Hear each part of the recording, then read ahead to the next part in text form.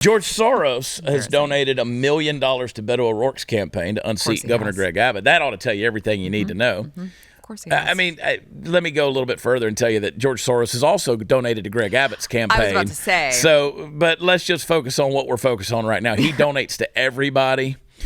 And it's unfortunate that we have two absolute pieces of shit running for governor in Texas.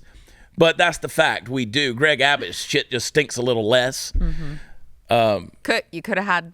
Listen. Well, you could have had somebody that just didn't care about the big government nonsense and was willing to go in there and pull no punches. But you didn't do that because he was all a joke to you. Yeah. Well, I tell you one thing, you let old Beto get in there, Robert Francis get in there, you're going to see a joke.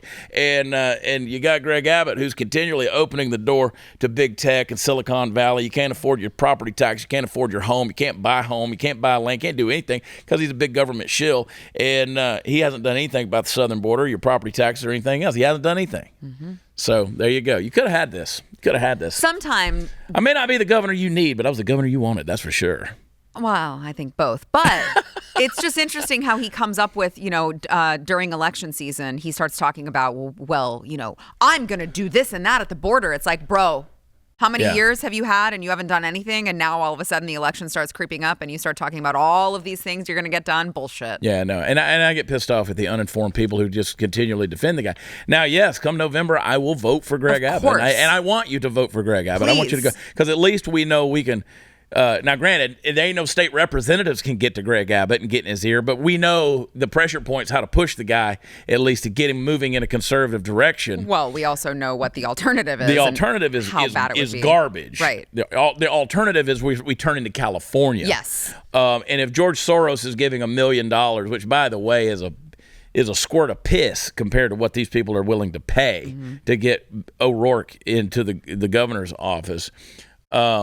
All people from out of state, mind you. And I love it how they say that Greg Abbott holds the advantage. He's got $45.7 million in cash on hand, while O'Rourke has $23.9 million.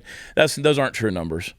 That might be the public thing that you want to see. Greg Abbott's got more like $75 million. Let's just put it this way. It's a bottomless pit. Yeah. He has all the money in the world. And so does Beto O'Rourke. And if you really want to do the study, see how much money is actually coming from Texas versus California, New York, or other places. The money's not to the O'Rourke campaign is not coming from Texas. Do you think if O'Rourke loses, he's finally going to go away? Because that would be his. No, he's not going to go away. He'll be the mayor of El Paso or some nonsensical thing like that. You think El Paso would vote for him? Yeah, they will. How unfortunately, embarrassing he's been. They unfortunately will, because again, America's screwed because, and I'm just gonna say, people say, well, what did you learn? And I'm going to be mean here it's going to sound mean. I love y'all. I really do. I love y'all. And most of our audience gets it.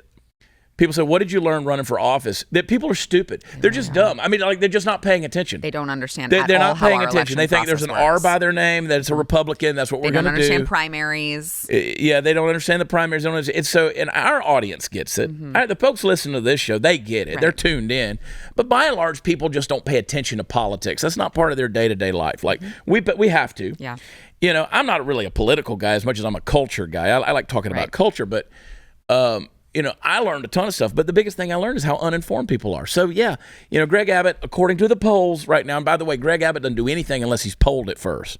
So he spends $25,000 a week on polls. That's how he governs. Jeez. $25,000 a week on polls. He has his entire career. Okay. That's how he governs. He sticks his finger in the air to see which way the wind's blowing.